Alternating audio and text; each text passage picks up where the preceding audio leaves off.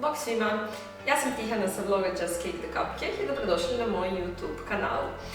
Ukoliko još niste, pretplatite se na YouTube kanal jer nam dolazi još puno zanimljivih videa. Danas sam odlučila napraviti tortu od jagode.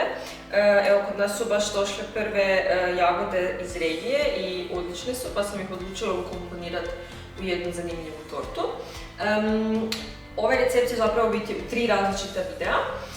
Radit ćemo prvo jedan lagani biskvit, nakon toga ćemo raditi kremu od jagode sa zanimljivim Dolcella gourmet pudingom i za kraj ću vam pokazati kako sam tortu ukrasila. Tako da evo, možemo početi sa biskvitom. Vidimo se! Ovaj lagani biskvit ima samo par sastojaka. Dodat ćemo 4 jaja u našu zdjelu za miksanje. Bilo bi dobro da jaja budu na sobnoj temperaturi, da odstoje na sobnoj temperaturi barem preko noći, jer je najbolje da su svi sastojci iste temperature kad se miksaju. Znači dodajemo 4 jaja i na svako jaje dodajemo 50 grama šećera, znači na 4 jaja dodajemo 200 grama šećera. Kad smo dodali šećer i jaja, stavimo ih na miksanje dok ne udvostruče masu, znači dok ne postane svjetlo.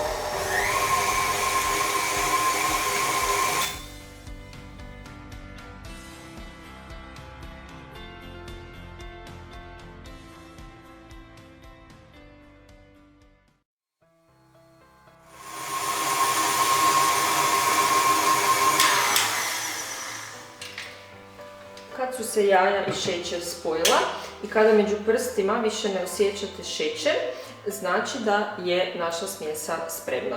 Sada ćemo maknuti od miksera i dalje ćemo raditi ručno.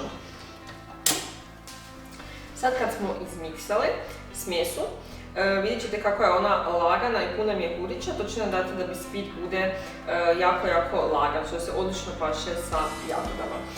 Sada nam je preostalo da dodamo brašno i prašak za pecivo. Ja sam brašno stavila u ovaj aparatić za prosijavanje šećera u prahu, zato jer mi je brašno bilo malo grudasto pa da se grudice ne bi ulorile i da ne bi bile u biskvitu. Tako da ću u tu dodati pola ovog pakiranja praška za pecivo. I u ovom trenutku smo uključili pećnicu. Zagrijali smo ju na 180 stupnjeva i pustili da se grije dok ne završimo. Zapravo ovo nam je praktički i zadnji korak. Znači prosijemo ovo brašno i dalje ćemo miješati sa špatulom. Znači lagano ćemo ovo brašno umiješati u jaja i šećer da se ne izgubi ta laganost koju smo dobili sa miksanjem. Evo, prosijali smo brašno i možemo nastaviti i komponirati brašno u jaja i šećer. Znači lagano, u više koraka, nešto kao slično kao kad radite makaronse.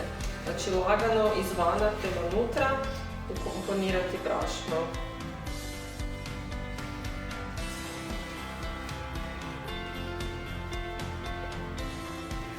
I paziti da vam ne ostanu neke veće grudice brašna unutra.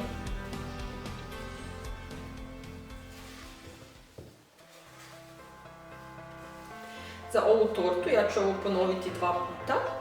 Znači da mogu kasnije, znači ovaj biskvit ću prerezati na 2 dijela, znači da na kraju dobim 4 dijela. Spremili smo kalup od 26 cm, te smo na dno stavili papir za pečenje i sada ćemo smjesu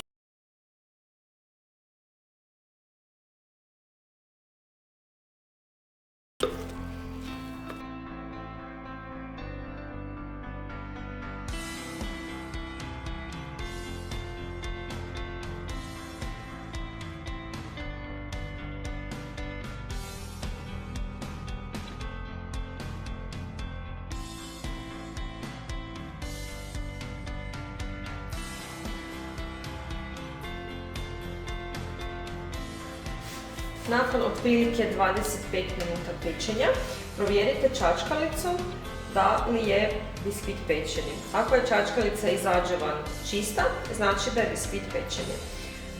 Oko ruba prođete lagano sa nožem da odvojite i maknete obruč. Kao što vidite, biskvit je divno visok, možemo ga podijeliti na dva dijela i možemo puniti tortu. Samo ćemo mu dati malo vremena da se ohladi. Eto, to je bilo to za ovaj video. U sljedećem videu donosim vam recept za kremu, a nakon toga se vidimo u videu gdje ću vam pokazati kako ću ukrasiti tortu. Vidimo se, čao!